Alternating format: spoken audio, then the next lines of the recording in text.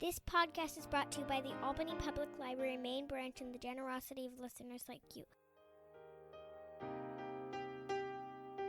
What is a podcast? God, Daddy, these people talk as much as you do.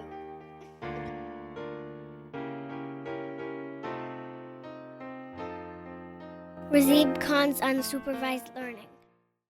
Thanks for listening to the ungated version of the Unsupervised Learning podcast. If you want to read some essays on some of these topics, please check out razib.substack.com. Again, that's razib.substack.com. Thank you. Hey, everybody. Welcome to another episode of the Unsupervised Learning podcast. Today, I'm going to be talking about the Bronze Age collapse. This is just based on some feedback from, readers, listeners, etc., friends. And I guess the goal here is just gonna tell you what went down, how it happened, where it happened, perhaps why it happened. And a lot of this stuff is informed, by the book 1177 by Eric Klein, which has been updated and revised recently. And Dr. Klein has been working also on a book on the Greek Dark Ages, or the Eastern Mediterranean Dark Ages after the Bronze Age collapse. That'll be out probably not the end of the year, but maybe 2024. That's what I heard. He was one of the first podcast guests on Unsupervised Learning, actually. So if you want to check out the archives, you will note that.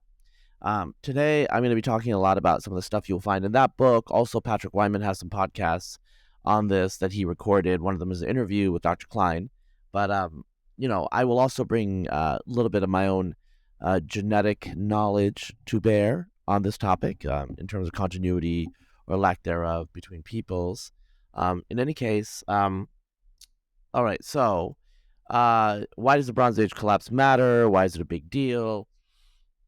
One of the weird things, we in the modern world, as I don't know, like Whiggish people, I guess is what I would say.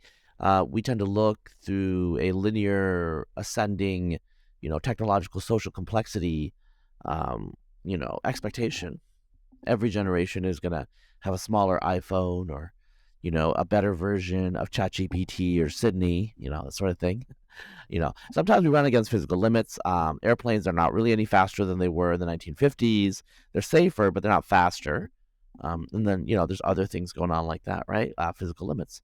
But, we take progress for granted. This is not true in the ancient world. In the ancient world, progress was very slow. Productivity growth was very low, as those of you who know economic history, will know.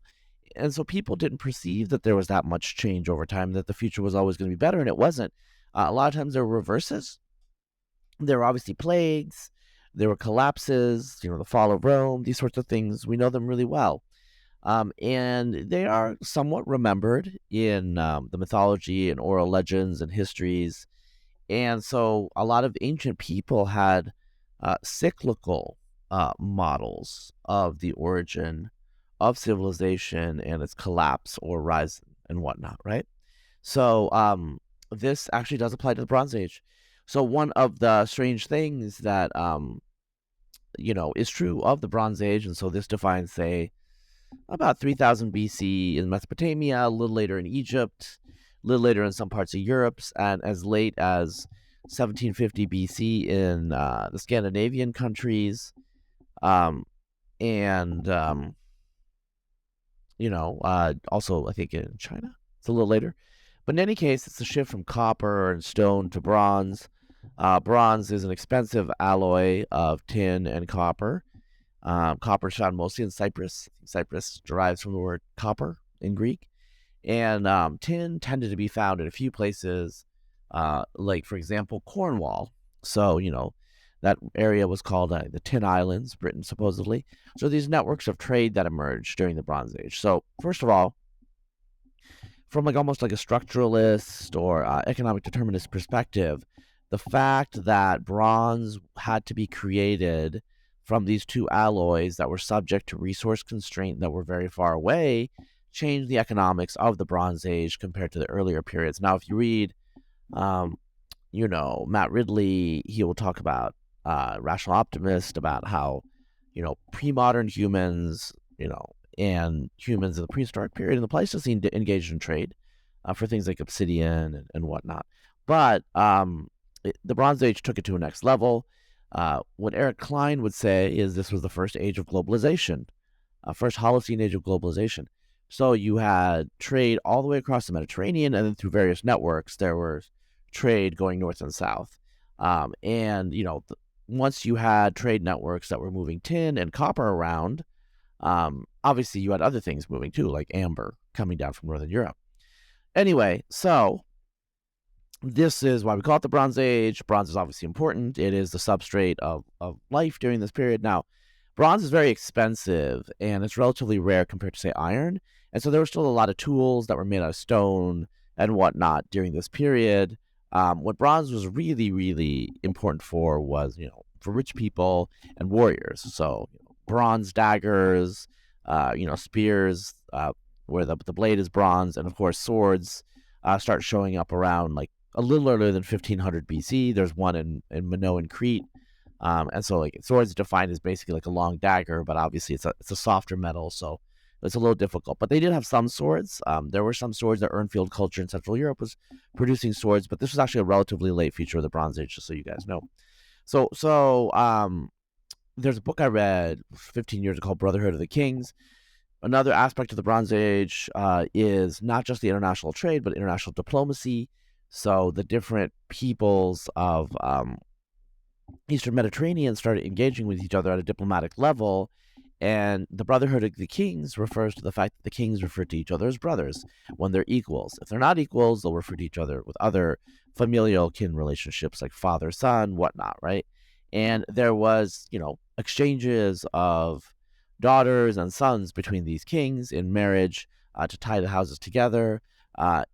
Whether you give a daughter or whether you receive a princess actually varies between the different cultures in terms of what is prestigious and what is not. So, for example, the Egyptians did not like to send women out of Egypt.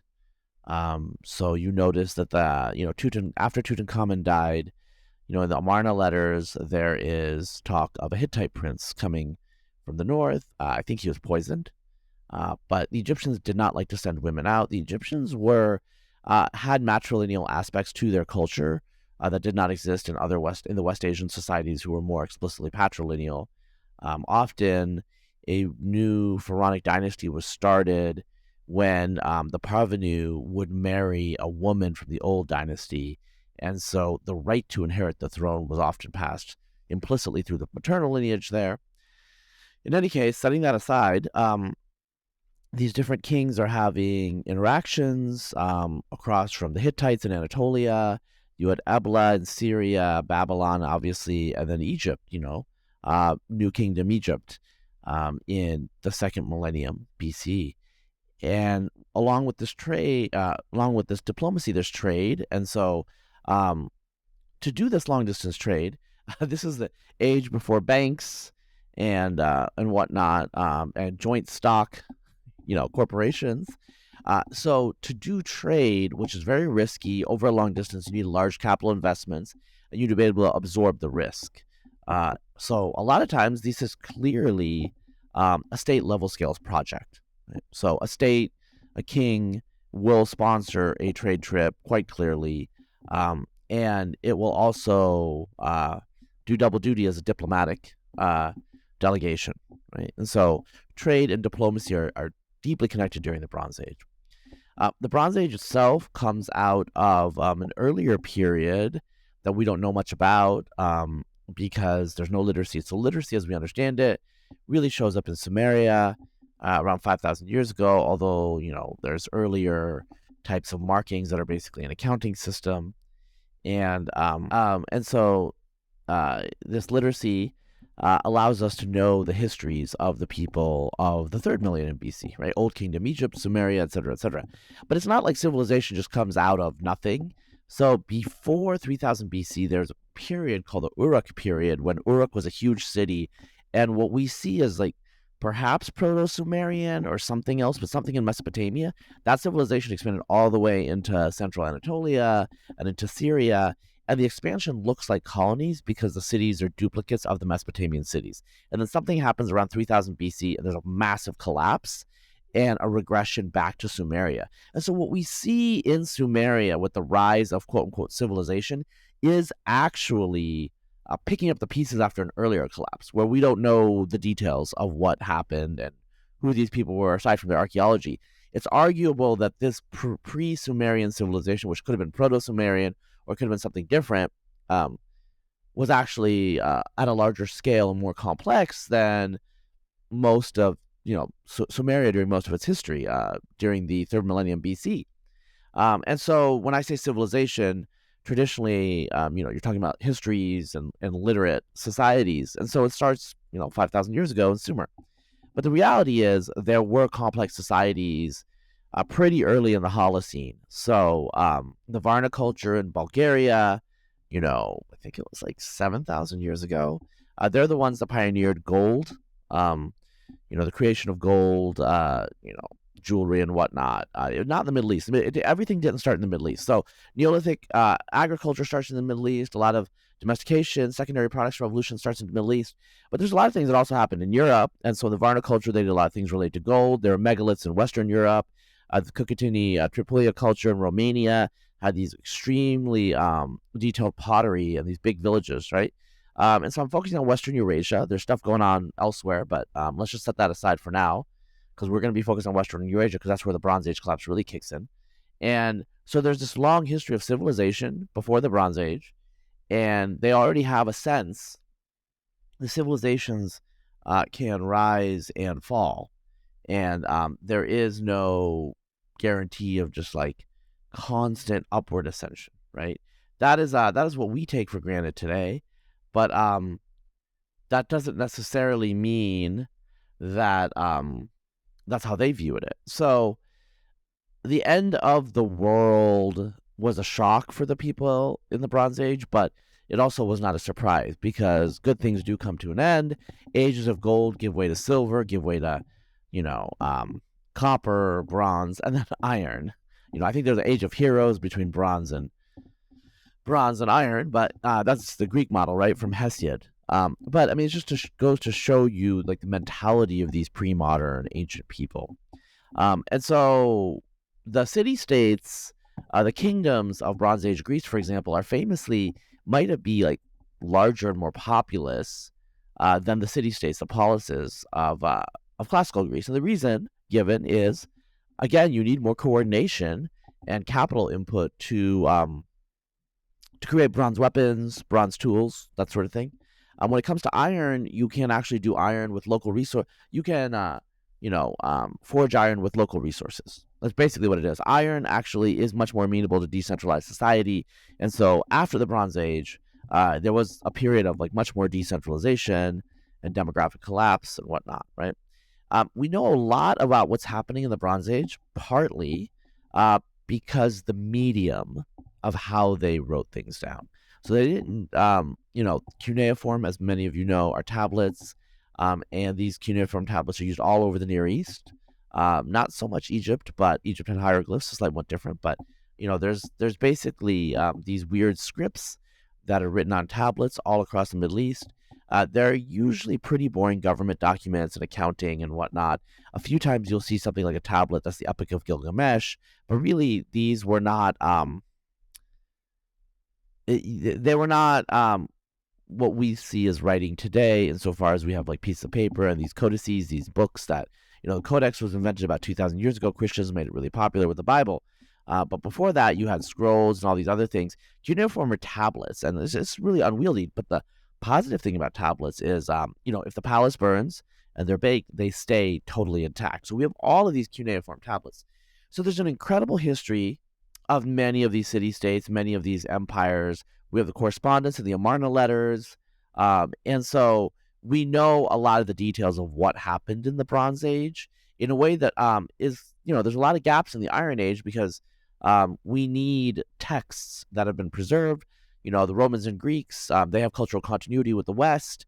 Chinese had cultural continuity with modern Chinese. So we know their histories, but there's other societies like Persia, Zoroastrian Persia. We don't know too much about what went down there. there's a lot of stuff that happened, but after the age of cuneiform and tablets, if you don't have cultural descendants that preserve your works, you don't know what happened. So we know a lot about the Bronze Age because of cuneiform tablets. And you had these large kingdoms in Greece. If you read the Iliad or read the Trojan War, those poems, those kingdoms are real. They're named in the cuneiform Linear B tablets in Mycenaean Greek. It's a form of Greek related to classical Arcadian Greek and Cypriot Greek. And, the city of Mycenae, the city of Pylos, most of these cities mentioned in Homer's ships list in the Iliad are actually real cities during the Bronze Age. Though the goddesses and gods worship tended to be mostly the classical Greek gods. Some of the classical Greek gods are newcomers. I think Dionysius is from the Near East, and there's some ancient Bronze Age gods that kind of disappeared. So there was some cultural turnover, but they were Greek. They were Greek speaking. Okay. And there's other societies like the Hittites that seem to be very, very archaic, branch off of Indo-Europeans. They call themselves the Nessa. And I think Nessa was their city, and they were the Nasili, I believe. That's their ethnic name. They were called Hittites because they conquered the Hatti, and so they adopted the name of their conquerors in an ironic way. But, or not ironic, but just a surprising way. So the Hittites were a big deal for about 800 years, and then they just disappeared. They collapsed the end of the Bronze Age. They were probably the biggest collapse because we only know them from fragmentary mentions in the Bible. Otherwise, they did not leave cultural descendants. Anatolia was dominated in the early Iron Age by totally different people, and the Hittites only survived as a few principalities in Syria, the Syrio-Hittites, and those were eventually absorbed, obviously, into the Levantine matrix eventually. But in any case, you have Egypt, which obviously made it through, and Egypt is the most robust of the states. And then Mesopotamia, where Assyria also made it through. And actually, Assyria kind of rose to prominence. Also, after the end of the Bronze Age collapse, smaller states like probably, the kingdom of Judea and Samaria, Israel, under the Solomonic dynasty also came to the fore, right? So that was a big deal. But, we had whole civilizations, whole societies that disappeared. And these are the ones we know. There were also whole societies in Western Europe, like, Tartessus around modern Cadiz, that was mentioned in the Bible, and seems to be a source of, I think, maybe copper, some tin. Tartessus, I think, had some tin, right, and silver as well. And this is in southern Spain. And there were connections into northern Europe. Around like 1400, 1300 BC, the major sword production center in Europe was actually in modern-day Denmark, in Jutland. And so, this is and those of you who read my Substack, I have a post about this coming up shortly, and it'll be out by the time this podcast is actually posted. In any case, Northern Europe during the Bronze Age, and particularly Scandinavia, became very, very active for production of swords and other sorts of bronze goods, became relatively wealthy. It was part of what's called the Amber Road, which the later Greeks called them the Amber Road. Basically, amber was sent south. Tutankhamun had amber beads. Amber beads were big among the Bronze Age kings of the Near East. And then in return, these Aegean people, the Mycenaeans, they sent things northward. And so there was a trade that was mediated through the tumulus culture of Central Europe. In some ways, the Scandinavians had a lot in common with the Mycenaeans in terms of their motifs, their solar motifs on their swords. So there was a lot of cultural exchange during the Bronze Age. Like, this was globalization. People were using Aramaic. I think they were using Akkadian, actually, as the lingua franca, so lingua Akkadia in the Near East. And this was a period when, even though the Greeks spoke Greek and were Indo-European, these Aegean Greeks were culturally very, very connected to the Near East. They were basically an extension of the Near Eastern cultural zone. This all obviously ended and got scrambled at the end of the Bronze Age, and I'll get into that. But I do want to mention one thing that I think is important, which is that genetically, there weren't that many changes after the Bronze Age. There were some changes, but not that many. So, for example, I've written Substacks on Greece and Anatolia. And basically, the modern outline of Greece and Anatolia are present during the Bronze Age to various degrees. Now, there's Slavic migrations into Greece, other things that had happened, some people from the Near East. In Anatolia, the Turks arrive, and that's a big deal. But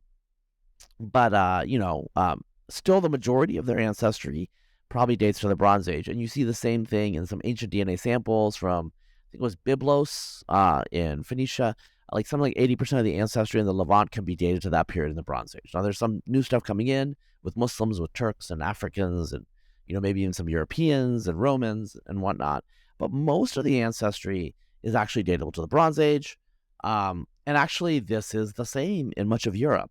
So, as many of you know, there was these massive Indo-European migrations in the third millennium.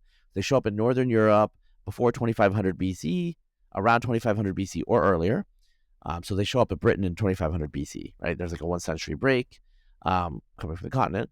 And then in Southern Europe, it's after 2500 BC. And by 2000, the BC, Indo-Europeans are across most of Southern Europe, in Spain, in Italy, and also now in much of Greece. It seems like proportionally there's actually more in Spain and Italy than in Greece. And,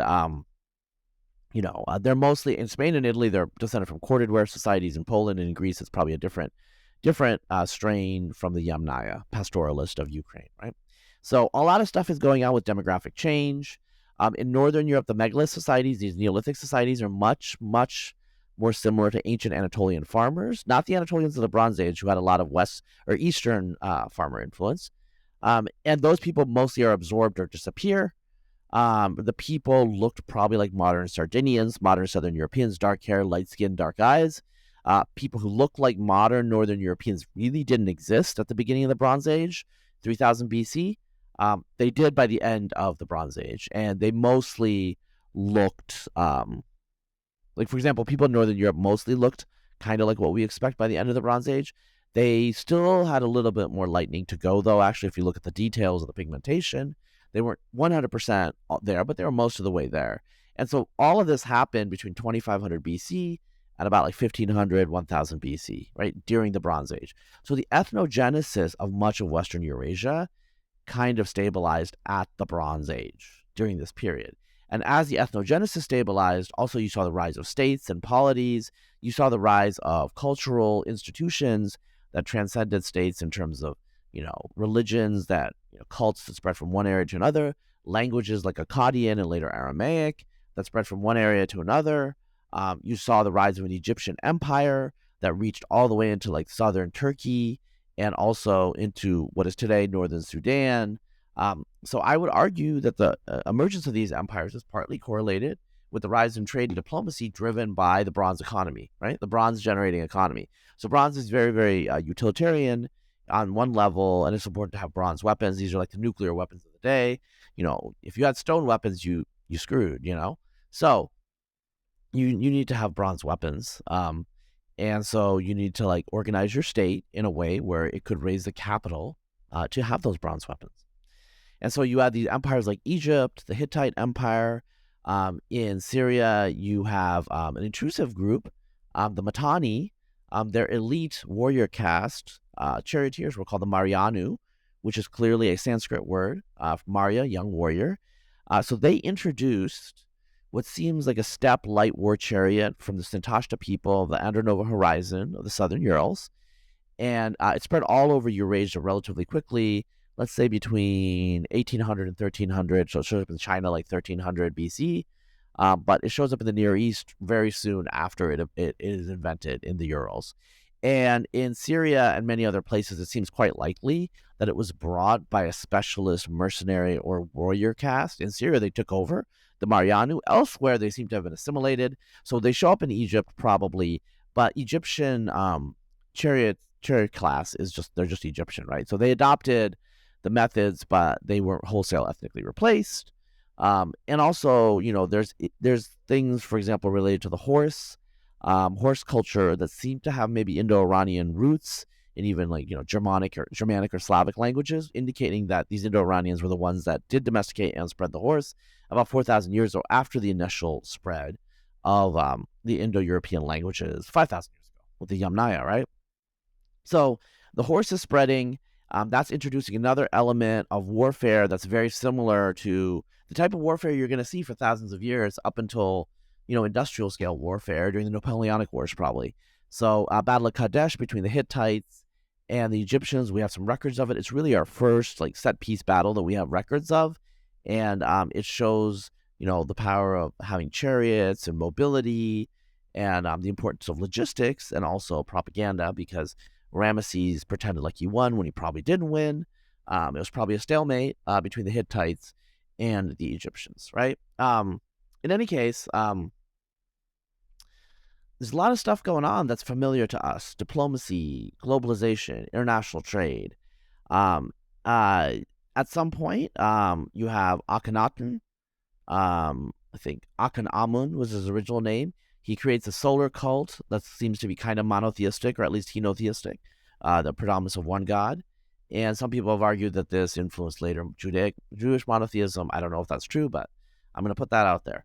Also, you have a situation where we know that the origins of Zoroastrianism and Hinduism, Vedic Hinduism, are at the end of the Bronze Age. So, around 1000 BC, something like that. Some people say Abraham was also around this period or earlier, like 1800 BC. The higher religions that fuse philosophy and ethics with supernatural ideas and these like powerful institutions did not exist during the Bronze Age, but the roots and the elements did exist during the Bronze Age because they emerged in part, I think, to basically serve functional roles within empires and states, which is again driven by the bronze and the global trade. So you have a situation where you have these small city-states, they're scaling up to empires. You have the first emperors like Sargon of Akkad. You have pretty important regional rulers like Hammurabi, and then, Thutmose and Ramesses are the Egyptian pharaohs that are also like, have empires that go from the edge of sub-Saharan Africa into Anatolia, right? So a lot of stuff we would recognize today is present during the Bronze Age. But it was rickety. What Samuel Berea and others would say is the social technology was not well perfected. There were prototypes, and the Bronze Age collapse basically unwound everything. Okay, so what happened is it was the end of civilization. So Brian Ward Sykes has written a book about Rome and the end of civilization. Bronze Age was even worse. The Greeks, the classical Greeks that we know, they saw these citadel-like things, like at Mycenae, at Pylos, and they thought that Cyclops had maybe built them because they looked so weird. It's like there's no concrete or anything like that. It's just like, it's just the rocks that are like fitted together and whatnot, right?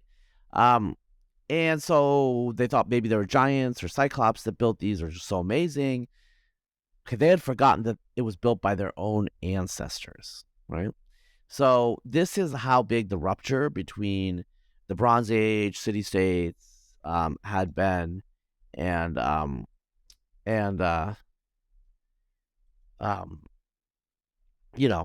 kingdoms and the city-states of the classical age. They had forgotten in the intervening 300 years, their continuity with these people. But they remembered some things. So, Eric Klein has a book about this, like what's true and not true in Homer in terms of like true to the Bronze Age. There's some things mentioned in Homer, like boar's head helmets, that didn't exist during the Dark Age and the Iron Age, that are clearly from the Bronze Age. And so there's memories of the Bronze Age. They spoke the same religion. They worshiped the same gods. There's records of a man who was a prince in the Hittite records. It was his name was Alexandros of Walusa. Walusa is probably Ilias, which is another word for Troy. Alexander is another name for Paris. So some of the people mentioned in the Iliad seem to be likely. This is from Michael Wood's book from the 80s, if you guys want to check that out. So probably a lot of this stuff is cobbled together from real things that happened.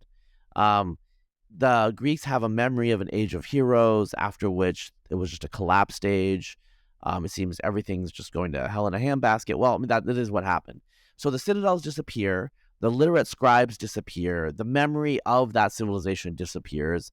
The descendants basically regress to small-scale barbarism, pastoralism.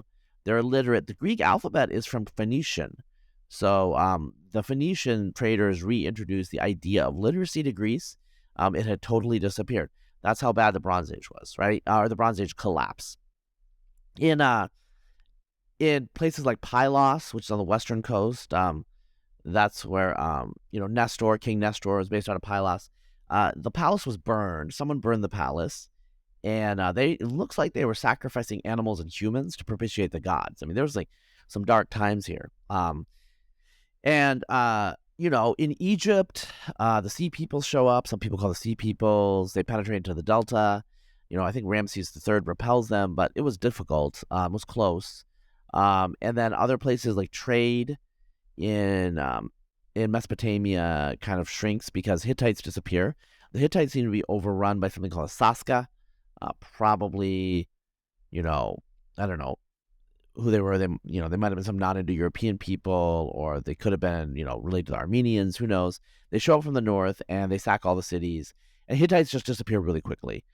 They were very, very, I guess they weren't anti-fragile, So the Hittites were replaced by Phrygians, Lydians, all these other groups. Some of them probably were around in Anatolia at the time, but the Hittites, the Nessites, they disappear. These people that have been kind of the terror of the Near East for almost 800 years. They'd sacked Babylon. They challenged Egypt. It was basically these two groups were, the Hittite Empire and Egypt were the two superpowers of the late Bronze Age, Yeah, so a lot of things were forgotten. Civilization regressed, and it ended in many places. Why? Okay, so the records from the period show a lot of migration, especially of sea peoples. And who are the sea peoples?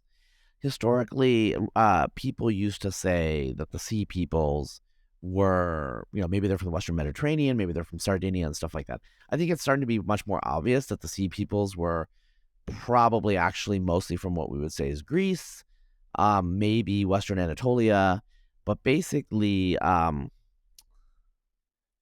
many of you have seen post-apocalyptic films. It's like the things you see in post-apocalyptic films. Every man and woman and child for himself. It looks like they were getting in ships, going other places, to raid, to settle, and to survive. There are now some genetic evidence that's pretty clear that some of the Philistines in coastal, modern-day coastal Israel, Palestine, which is from, Philistines, Palashtu, that's one of the sea peoples, the Palashtu, and one of them, the tribe of Dan, they could have been Danans, maybe they were Philistines. There's a lot of suspicions that the tribe of Dan is very distinct from the other tribes of Israel. Well, genetically, they found some remains of children in Philistine areas. They quite clearly have a genetic connection to the Balkans, probably Greece itself. So the suppositions made that the Philistines were post-Mycenaean raiders is correct. Cyprus was not Indo-European speaking actually during the Bronze Age. It had its own indigenous language. It's like Eta Cypriot is what it is. Some of it made it into the classical period. That language was replaced by Greek, and the Greek was probably brought by, again, these like sea peoples that are leaving Greece and other areas. And so the Bronze Age collapse happened in large part because the civilizations themselves were not robust enough to withstand external shocks. And, people started tearing, like Sam said, they started tearing their own house down upon themselves. Right? And it's a negative feedback loop. And we see it later on during the fall of Rome and whatnot. It was tough, and there's arguments right now about what the demographic collapse was, but it wasn't trivial. By the end of the Bronze Age, these states had gotten much better at, imposing peace and allowing farmers to be productive, and so populations grow. And we know this from the Bible, where the Pharaoh is advised by Joseph to store grain. Sort of stuff was happening. People were not just like, dependent on like local village crafts and whatnot, other things like that. There were whole states, whole societies now that have been stitched together. So why did this happen? I think number one explanation, it's a pretty generic one, but probably a climatic shock. And a climatic shock probably did affect the world 4,000 years ago as well. There was a lot of stuff that happened around 2000 BC with the Sumerians collapsing and stuff happening in China. Indus Valley civilization seemed to have wanted to collapse. There was a big shock around for a century around then. And it looks like there was another shock 5,000 years ago when the Neolithic people also collapsed. So climate does not alone result in the collapse or the transformation of civilizations. But in the pre-modern world where we're really dependent on agriculture, it's a massive external shock and impact, right? There's nothing that can happen without the rains. And when there's no rains, people are going to go insane. And society cannot stand, because it's not like today where we in America just print free money and we have liquidity and we import stuff. It wasn't that, there's still local society and you still needed to raise crops to survive. And sometimes there are problems. It looks like there was a problem at the end of the Bronze Age. I believe some parts of Europe got really cold and wet, whereas the Mediterranean got drier and cooler. This is not good, right? So simultaneously, all across the Eastern Mediterranean, there's desiccation, there's famine, and they do mention famine. The Egyptians do mention famine. And they can't import things from elsewhere, like the global scale is not large enough, and they don't have refrigeration. They're not as well developed as later states would be, as our states are, hopefully. And so the people are hungry, and when the people are hungry, there's rebellion, and this is what we know from history, what we know from places like China or the Peasants' War of 1525 in Germany.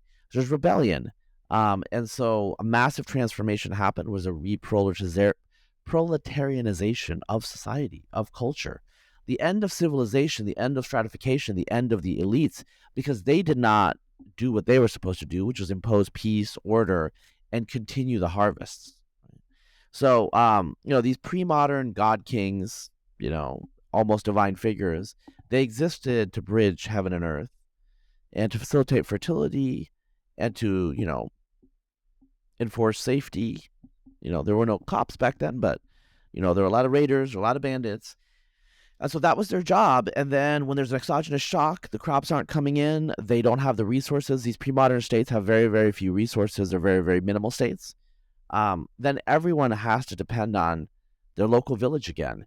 And so you regress back to the Neolithic, basically. I mean, not in terms of stone, but you regress back to an earlier period.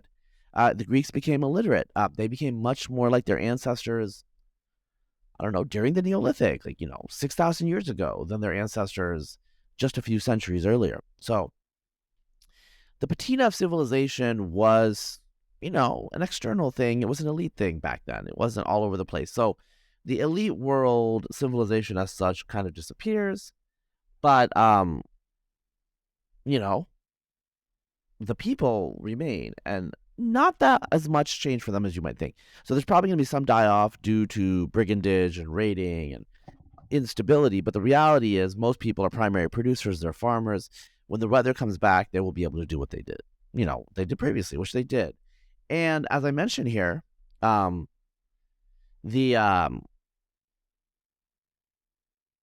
disruption demographically was not similar to what happened at the end of the Neolithic. There were no mass replacements. There was cultural change, but whole societies did not disappear demographically. So in Sweden, at the end of the Neolithic, the beginning of the Copper Age, early Bronze Age, the funnel beaker society disappeared in totality. It looks like it was totally exterminated by the battle axe people who show up, and they are much closer to modern day Scandinavians. So, genocide was part and parcel of the late Neolithic. These are pre-state societies, possibly the most violent point in human history when it comes to social development, according to Peter Turchin, an ecologist out of the University of Connecticut. So, the people themselves were not affected by the collapse in the same way as the cultural production, as the elites, all of these other groups were. Their memory disappeared. They were saved maybe in legends, but in general, nobody remembers who they are. All people care about is their local community. In Greece, this reemerged with like these city-states, with the idea of citizens and the investment of citizens into the community in a way that is not true of subjects, right? So the Bronze Age kings, they called themselves the Vonaks. It's kind of like king, warlord. And, Greeks in the classical age experimented with oligarchy, democracy, tyranny, all these type of models. They were experimental people. They're totally different than the Bronze Age ancestors in that way. Just totally different people. In Egypt, it made it into the Iron Age to be conquered by Assyria, to be conquered by Persia, but Egyptian culture persisted down at the temple at Philae in southern Egypt, pagan Egyptian temple, down to the 6th century AD. So this is rooted in the Bronze Age, and it continues. So in some places, pretty much every place, the demography continues, but in some places, the culture does not. I'll talk about Europe a little. At the end of the Bronze Age, it's the Urnfield culture, which seems to be expanding all across Europe, introducing, the demographic mix in England changes a little bit with the Urnfield culture, more Neolithic farmer ancestry, etc. in the southeast of England. Urnfield culture is really built around sword production and other things like that, right? There's a battle at Tolens, the Bridge of Tolens in northern modern East Germany, and it seems like hundreds, thousands of warriors came together from the local region to, have basically a massed battle. And we don't know anything about this because we don't have writing from them. They're silent. We know in Scandinavia, the massive burials, the beautiful, swords, and also exquisite luxury goods brought up from Mycenaean Greece disappear. It looks like society became much, much simpler. So the reason in Scandinavia in particular is they were really dependent on trade. Once the international system collapses, the trade collapses, right? So those of us alive today in this age of globalization know that, trade can be fickle. It was extremely fickle during the Bronze Age. So there's a massive climatic event that results in the collapse of some of these polities, and then there's a knock-on cascade effect. All of these societies are on the margin right now in terms of agricultural production because of the climate, and the social instability leads to political instability and collapse. And once political institutions collapse, you can't put Humpty Dumpty back together again very easily. In some places like Greece, it was never put together in the same way. The Wanaks, the Citadel societies were fundamentally different than the city-states of classical Greece that encompass far fewer people per city-state. So Greece was more fragmented after the Bronze Age collapse due to the liquidation of these paramount city-states in ancient Bronze Age Greece. And the Hittites, they were gone, and that whole area was politically just reconfigured, ethno-linguistically reconfigured. Everyone just basically changed. In Egypt, there was some continuity, but they were wounded severely. So in all these areas, what you see is disruption, and what you see later on in civilization is these sorts of shocks have less and less of an impact. And why? A lot of it is social technology. It's institutions that persist across the barrier. In the Bronze Age, a lot of power and prestige and charisma was accrued to the king and the ruler. And that's a high-risk, high-reward strategy. If the ruler's great, then it's great. And if the ruler's not great, then you're stuck with a problem. Because it's a dictatorial ruler quite often. I think even Egypt, right? And how do you tell them they're going to be wrong, right? So there are issues, I believe, with the social technology, with the feedback loops in the Bronze Age. This is the first time that you had globalization and diplomacy between states that we know of. There's probably primitive versions of it much earlier. But the point is there's scale here, there's reality here, there's civilizations that are interacting. So how would they deal with an external shock? They didn't know because they never had to deal with it before.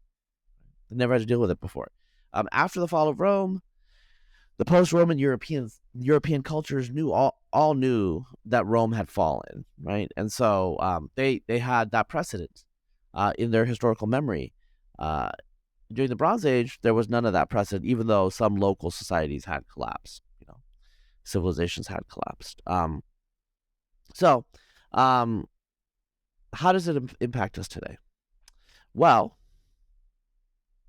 Richard Dawkins famously said we worship a Bronze Age god, monotheist, and that's true. El of the mountain, Baal, Yahweh, all of these. I mean, they're basically some sort of Semitic sky god, thunder god, quite often. Zoroastrianism, Hinduism, they have roots in the Bronze Age as well. And obviously, Judaism at the end of the Bronze Age as well. So the Bronze Age collapse happened, but it seeded what became the core of the social technologies of the Iron Age, right? And so what the Bronze Age is telling us is the collapse doesn't mean a simple rewinding, but a sort of epicycler movement where it rewinds but ends at a different state, progresses somewhat. But they didn't know that could have even happened at the time because it never happened before, demographically, there wasn't much of a shift because this was an elite affair. There was no mass society as we have it today. Mass literacy did not exist. Popular culture probably did not exist. The only thing connecting people together were their rulers, arguably. And once those rulers were gone, how are they going to be connected together? They're not. No one was connected. Everyone went from being part of, I don't know, max maybe 5 to 10 big Mycenaean era kingdoms to one of people in hundreds and hundreds, thousands of villages because they don't interact with people elsewhere anymore. Trade is gone. With no trade, how are you going to pick up the skills? And so in a couple of generations, people just regressed. They forgot the past. And, the rest is history. Oh, thank God for the cuneiform tablets, right? So, what does that tell us today? I think it does tell us that, how the mighty have fallen. I think it might have been Ramses the Great that the Ozymandias poem is based on, see my works, be in awe. But today, we are not in awe. We barely remember. They're faint glimmers, and perhaps a couple thousand years ago, in the future, it'll be similar after our own, travails as a species. But, 1177 is a great book. I would recommend it. Recommend Patrick Wyman's podcast. Jacquetta Hawks has some great books about the Bronze Age and Near Eastern civilizations. They're older, but they're great. I would recommend that. And I think that's it for today. Thank you for listening. And I will see you next week on the Unsupervised Learning Podcast.